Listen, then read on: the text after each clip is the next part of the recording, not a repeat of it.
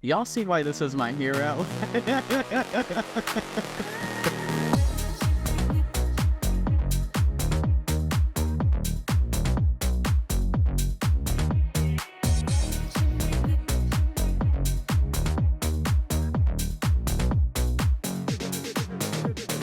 This recent year for you, you've had a really challenging last few years. Everyone has had enhanced struggles in some ways. Focusing specifically on your life, though, you also get an opportunity to do something that is seen as, one of the top things we can do in this profession.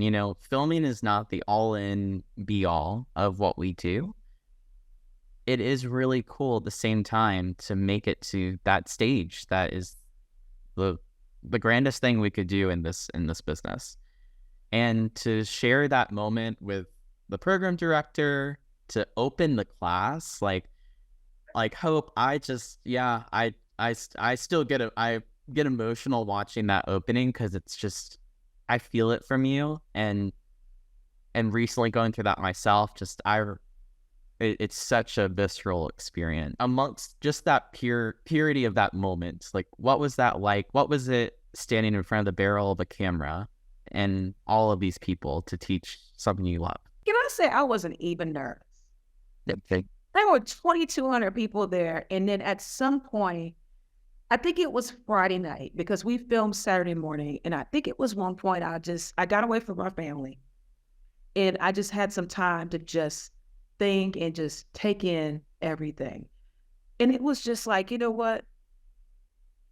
I dreamed about moments like this. Why be nervous? This is something that I dreamed about. This is something that I manifested. This is something I worked my ass off, like, unbelievably hard, taking in rounds of feedback, and more rounds of feedback, just to get to on stage. And go be honest, I had a script for that warm up and I didn't even use it.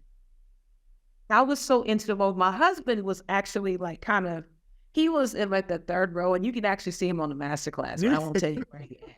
But he flipped over here. And so, the whole video's flipped. And so I'm like, it is so obvious I'm looking at somebody. I'm seeing my fine-ass husband while I'm teaching the warm-up. And he's like over here, and I'm like, I'm literally talking to him. And then I saw somebody like call my name. And I'm like, and I started seeing people that I knew. And so that's why I looked every way but that way. And that's one thing, of course, they tell you, look at the camera. And so, of course, I think the only time I really looked at it was when I had to, like during the cleaning process. But I mean, the moment I got up there, it was just like getting on the tap team. I had zero expectations of ever being on filming. I just wanted to work and help people and train and present and do that thing. Yes. And if filming happened for me, great. If it never happened for me, great. Yeah. I'm still able to make an impact in whatever that I do. So getting picked for BODYPUMP, if you would have told me that 5 years ago, I would have laughed in your face. Laughed hard, because it was just, but like I said, I had to do so much work to get to where I am now. So it was a privilege to get picked for BODYPUMP on 27. That by the time I got on that stage, I'm like, you know what? I may never get picked for this again, but I'll make this 140 work for me, because that's how much time I had. I'll make it work, and I'm going to put my best foot forward and do the best that I can. I feel the pride in you saying that. And how cool to have that reflected from so many folks that love you and that have come to love you. And it's so interesting too, just based on and those experiences, like short amount of time of teaching, and it's like people connecting with you, and you're like, how can someone connect with me from like a tutu, you know what I mean? But it's like, you never know. I want to segue this. I have got so many messages from people that look like me. Inbox just torn up. A lot of it is like, thank you. Like, to turn on that masterclass, and after Glenn, y'all, you go after Glenn.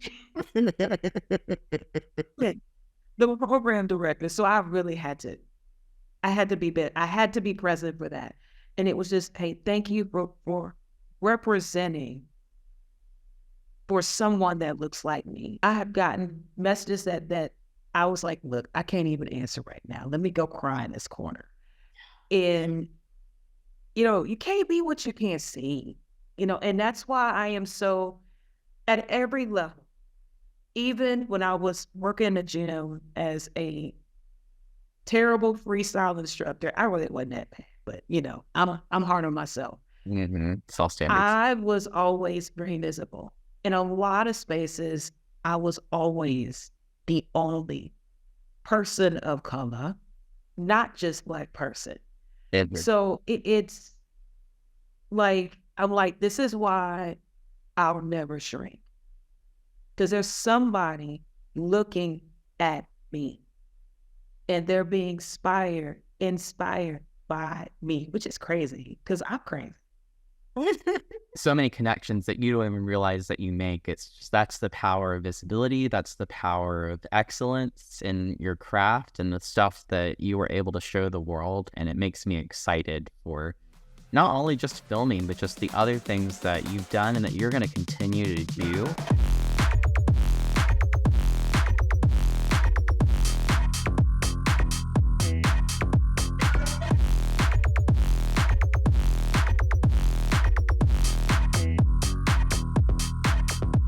It makes me excited for people's just life skills, right? Just, it doesn't even matter if they're amazing body pump instructor. It's like to be able to find that space, own it, and to find, whether it's you finding your voice or maybe learning how to communicate better, or just I'll learn how to connect with people. And I think that's one thing I know for myself. I never expected how much I would gain from just before and after classes, like exposing myself many times, not wanting to, but having people come up and tell you their life story and to come share all these details, and you have to quickly adapt to that. And then once you realize that it's nothing to be scared of, then you open up, and then you start to just create this transfer of energy with people. And it's amazing because sometimes you look back, for instructors listening too, I know you feel this, it's like, I feel like I didn't even really say anything to this person, but they seem to like really enjoy me so much. Like, I don't understand why they like me. Like, I mean, of course I know why they like me, but you're likable, Judson. Right. So you said something. I'm gonna share something. I've had a member. This has been a long time ago. Who used to come to my class, would say nothing to me for years. This is the impact that we have. I'm gonna read you some. I had to get this off. This has been on my refrigerator for 9 years. Whenever I want to throw in the towel, I look at this letter. This lady to this day, has never said anything to me, and it was Christmas. She shoved this letter, like literally threw it at me, and a gift card, and ran. I subbed the class. This is my combat class on another evening. I subbed for another teacher, and as I was locking the studio up, I said, oh, this letter. So I'm going to read it. I'm going to redact a little bit, but I'm going to read it. So, dear Hope, here's a little something to say. Thank you for being such a wonderful and positive instructor. When I first came to your class in the spring, I just lost my mom after a long battle with cancer. Along with taking care of her, I was trying to juggle working full-time and raising 2 teenagers and not feeling successful at anything. I was at the bottom of my own priority list and I felt hopeless. And that's in quotes. I'm still not sure what gave you the courage to walk into your class, other than the fact that I really wanted to punch something. I didn't know the moves. I couldn't do the high kicks with a bad knee and felt uncoordinated and out of shape. But something clicked, and your modifications, confidence, positive words, and a happy smile kept me coming each week. You made me feel like it was okay if I couldn't do it all, as long as I did my best. Over time, I started to figure the moves out, felt less awkward, and even a bit badass sometimes. My husband kids and friends know that I'm busy on this night and at this time and have seen the changes in me. I work out 3 to 5 times a week and try to make taking care of myself a priority. I thank you for the encouragement, grace, and kindness you show to everyone who walks into your class and wanted to share how you've affected one person. Your parents name you well. May your holiday be merry and happy. Oh, When I Rancho. want to quit, full transparency, I've thought about it. I walk by my refrigerator and I force myself to read this letter because this is why I do what I do. This is the why. It's not about being on stage. It's not about being in front of 2,200 people. It's about this. When I read this letter, I screamed. The cleaning dude was like, "Are you okay?" And I'm like, "No, but yes, but no, but yes." But I mean, from that moment on, like I said, that lady still ain't said that to me. And it was just like, wow. She would walk in and she would stay in the back. I had no idea what impact I made on her till she wrote that letter. That is so powerful. I mean, beyond, I can't think of a better gift of affirmation for what you do, and most importantly, to know that she could have never written that letter. Some people they'll tell you, and then some people are just really, and honestly, her writing that letter made me look at group fitness very differently. There are people who come in that are really quiet. They can be going through hell and you would never know it. But internally, it's their escape. Externally too, but internally, it's their hour, 30, whatever time. Just get away from whatever hell they're going through in life. One of my weaknesses is I take things very seriously. I really do. When I'm teaching, I take it very seriously. And sometimes I take it too seriously.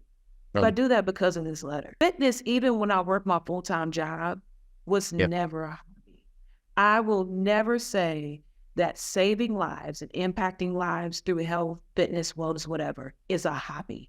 It's not. It's a job. It really is a career. It is a second career. Like, I refuse to let anybody tell me it's a hobby. It's not. Especially after that thing that happened in 2020. It's what we do is saving a lot of lives. And it's not to be mistaken either with, we take our work seriously. We don't take ourselves seriously, because that's where we're having fun. But I concur. There is something, and I guess I haven't thought of it much until you've mentioned it now, that kind of grates at me when I do hear like, oh, this is my part-time gig, or like even just that, like it's almost discounted. But no, actually, I probably put more of my entire being into this than anything else I do, for the nature of physical movement, but emotional, spiritual. And like you said, there's so much that we don't get to know about in our impact. I think going through teacher school and being a teacher myself, there's so much that you put in and you put in and put in and put in, and it will never come back to you. Yeah. Maybe 5% of that will come back to you. And sometimes it's like, Hope, like a year ago, like I hear back from a kid I had as a teenager, and now he's an adult, and talk about something I said. I'll remember it. I was tired. I was sleep deprived. I wasn't dating. I didn't have any friends. I was hungry. I was skinny, and I was walking all day on my feet. I hated it. But something I said resonated with that kid. Yeah. And thankfully, that kid said, oh, I should go look up that teacher and tell them. And I know I have to have trust and faith that there are multiple cases like that. There are multiple cases with strangers. There are countless people that could come back and write you a letter, and it could have so many different interpretations, right? And I bet there's a lot of people that have choice words for me of things I don't want to read either. And that's okay. But how cool is it to to just kind of let your heart show and just let it be what it is, and just really cherish the things that do come back to you, because that letter had the biggest impact on you. The smallest comments of someone who never talks to you but does tell you, share one thing in confidence, and you're just like, wow, like for them to feel that trust even without really even knowing my last name or whatever. Right. Yeah. It's Like so you magical. and I tell instructors this all the time, and people I mentor, you never know who's walking into your class. Like you never know. It could be the person that's the front row diva. It could be somebody who's walking to the door who looks like they've got one foot out the door, one foot in. Like you never know what impact you can make on somebody. When we think about kind of like the values too that we teach in our trainings and the workshop we did of change the world, that's what comes to mind for me. And I always love to send off instructors with that of never take for granted the opportunity, every class, whether it's one person or 300, 2,200, the opportunity to change a life. And changing a life doesn't mean that you create a miracle. You throw something in there that is a change in the energy, and you never know what that can do for someone. And it is never. That's the excitement of it. You never know. That's why I love this. Even when I'm having the worst day, I always find I'm still able to put my heart, and a lot of times I think of it as just taking my heart and my soul and just right here. Here it is, y'all. I'm somebody who usually isn't like that in any other area of my life. But when I have that mic on, it's out there. It's out there. Because I want to display how much I love what I do. I love impacting lives through fitness, whatever mode or method that is. Y'all see why this is my hero?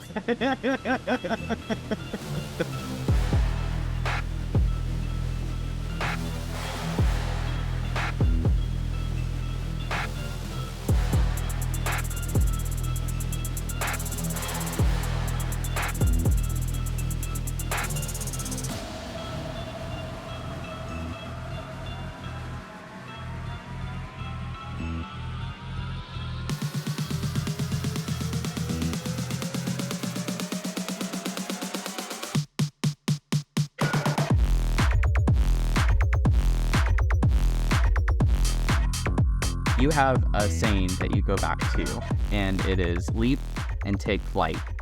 And you said on Facebook in 2023, I say it all the time that this life is not for the weak. It's hella scary sometimes. Everybody ain't built for this, but I am. Before I committed to going on Facebook or anything, I promised myself that I would be real. Even if it turned off people, the one thing that I'm going to do is I'll be real on these internets. I'll be real in these streets. The same hope that you see in here or on here is if I walk out and you're right there, that's going to be the same person. And for me, like I said, I know it turns people off because there are a lot of times that I am in my feelings, and the feelings are usually the same over certain days. And I don't want to talk about anything positive. I want to talk about what's really on my heart, what's on my spirit. Saying that, I believe back in November, December, I talked about taking a break. And I talked about last week, I took all of January off. I said no to a lot of stuff. I didn't work. I mean, I had a few assessments I had to do, but I had to do those. I need to do something because I don't know how to sit at work. I don't know how to sit at home because that's how busy I am. Like, I don't spend any time at home. Right. I mean, like, people sit down and they Netflix and chill. I don't do that. I don't have time because I'm taking care of my family or I'm working. Like, I sleep at home and that's about it. But I said, I'm not going to go into 2024 with any professional goals. I have one goal, and that's to get me right. Sit in my feelings deal with, the death of my mother. I haven't been able to do a very good job with that because life. Uh, deal with my own health. Mm. Just deal with everything. Like, take it all in and, just head on. No excuses, hoping. Create the time to do it. Do it. And Yeah. it was really the best thing I could have ever done for myself. And I was saying this. I haven't set any goals, but the opportunities are there. I feel like a lot of times I speak from a place of privilege because I do work for myself.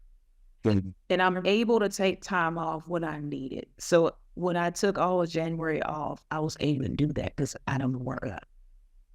I don't work that job no. That pay really good. That's the thing I miss about it the most. It pays. Yeah, and that's that. But Yeah, anyway, everything else, let it fly. but I think what that did was there was a moment last month where I was nervous because I'm like, okay, so I ain't got nothing going on. And then all of a sudden, calendar started filling up. Some things that I want to do because I have the H factor. And I started that right after I walked away from corporate America. And that was my online training, my in-person, my group training. And then one pillar of it that COVID kind of took it away, but I'm coming back to it, is community involvement. Like, I committed every quarter to go to either a church, a community center, or a school and just speak about we need a fitness movement, just Yeah. moving your body more. I've done, talks on, simple nutrition. I've had things like, how to make a smoothie, how to make hummus. That was the funnest one because it's like, I thought it was that easy. But, Yeah. and that's what I did. And right now, I'm like, okay, so I like literally the sky is the limit. And I have to go back to something I said earlier. And that is, I don't need to overload myself. I can do anything. I've taught everything in a group fitness setting. So I'm taking that and saying, what are my strengths? Wherever those strengths take me, whatever opportunities that speak to those strengths are the ones that I need to take. If it doesn't serve me, there's somebody else that it does. Just Yeah. doesn't serve me in this season, and that's okay. Y'all, these bills are too high. Do not quit y'all's day jobs. Don't believe me. I did it in 2017 with stuff was so cheap. And I got a little money. And I saved a little money. But these days, I don't recommend it unless you have planned it out really well. I felt like I needed to say that because I have people say, why you quit your job? I didn't necessarily quit my job. I just said I wasn't going to move somewhere else. I'll take the money. Mm-hmm. Oh my gosh. Yeah. But the thing was, I had prayed about it for so long because about 10 years ago, I was like, dang, I love fitness. I wish I could do it full time. I love you. Thank you for this time. It has been so It's soul balming. so good. It's so good. And I'm excited for people to hear this as well and take what they need from this, if anything. Right. And if anything, we had fun. From assessor to assessor, we get it. We get do. it. We sure do.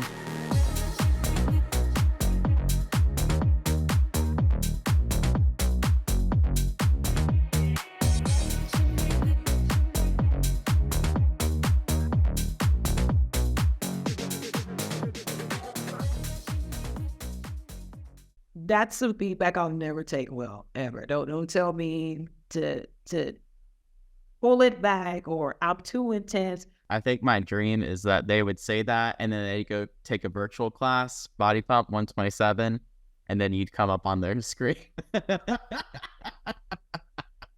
Bye. Hi again. It's me. Not the problem, it's me. It's me.